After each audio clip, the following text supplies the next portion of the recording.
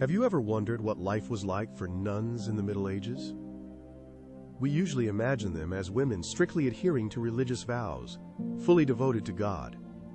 But what if I told you that behind the monastery walls, there were dark and astonishing secrets? History is full of unexpected twists, where even the strictest rules were broken. Is it true that monks secretly met with men, breaking their vow of celibacy? And how did they deal with natural physiological needs when carnal pleasures were strictly forbidden? What did those who couldn't control their feelings and desires do? Were there cases when nuns ran away from monasteries, risking everything for love? And of course, how could we not mention the San Ambrogio monastery, which was famous not only for its religious activities, but also for corruption, debauchery, and crimes? The public was unaware of these events for a long time. We will reveal details that could shock even the bravest. Today, we will unveil the veil of monastic life, full of contradictions, violations, and secret meetings. You will see that the reality of medieval nuns was far from the ideal of a novice. Don't miss the chance to learn what hides behind the holy walls of monasteries. The life of nuns was strictly limited by rules and duties. Every morning began with prayer at 6 o'clock. After that, physical work began, which took from 5 to 6 hours a day. A few more hours were devoted to teaching the nuns literacy and reading. The regime was strict, as the main goal was service to God and renunciation of worldly pleasures. The monastery strove for purity of soul. The nuns did not receive wages. Their labor was not paid in money, but was provided for with natural food products. The products were grown through the joint efforts of the nuns and monks, which helped maintain the physical life of the monastery and provided the necessary nutrition. One of the main requirements of monastic life was celibacy, that is, complete abstinence from carnal pleasures and sexual relations. Monks and nuns had to do without intimate relationships, which was a strict rule and the foundation of their spiritual discipline. However, not everyone could come to terms with such restrictions. Many tried to suppress their desires and physiological needs, which remained significant. Despite strict prohibitions, nuns sometimes broke the rules. For example, they were forbidden to have personal property. Everything had to belong to the monastery. Monks did not find ways to violate the prohibitions on personal property, but the most serious violation remained celibacy. Although sexual relations were categorically forbidden, human nature remained strong, and the nuns could not completely suppress their feelings and desires.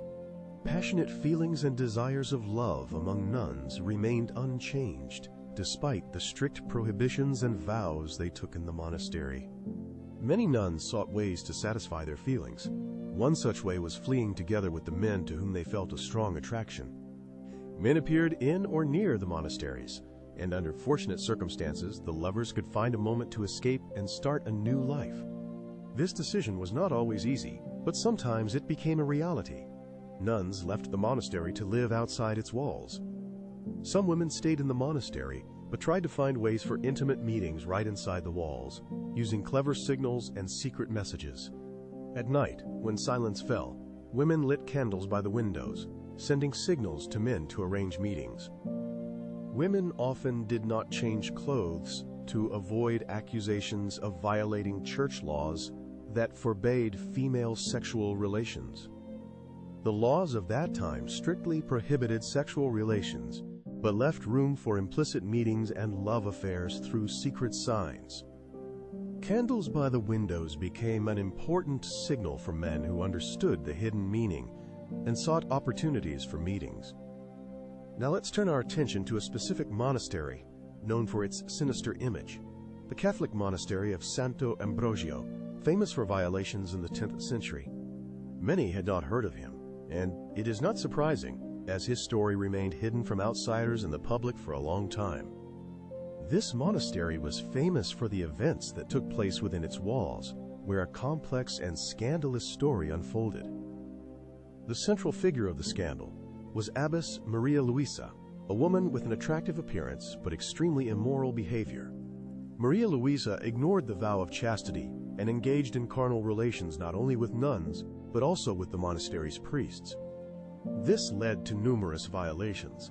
What was happening became a secret that was to be revealed only many years later.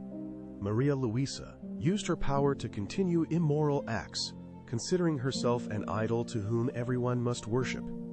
Corruption flourished in the monastery, and many tried to uncover the truth, but opponents either disappeared or faced harsh punishments. These events continued for a long time until the truth was revealed, exposing the full depth of crimes and violations. The public learned that behind the walls of the Santa Ambrogio monastery, Maria Luisa and several priests were arrested. They were found guilty of crimes, including sexual relations with nuns, corruption, and violence. The court delivered a verdict that came as a real shock to the authorities of that time and to the entire society. However, all details were classified for many decades to conceal the true scale of the crimes. In this monastery, despite the strict rules of monastic life, the needs and desires of the nuns could not be completely suppressed. They sought their own path within the monastery walls. The monastery became a place not only for spiritual quests, but also for hidden violations, where secret desires clashed with established norms and traditions. Even the monks found ways to live as they saw fit despite the restrictions. It was a life full of contradictions and secret deeds. This life was filled with fear and hidden actions, where every act could lead to punishment, but inner freedom was sought in secret. Medieval monasteries became places where not only spiritual searches were hidden, but also secret activities took place in the shadows of the vaults and corridors.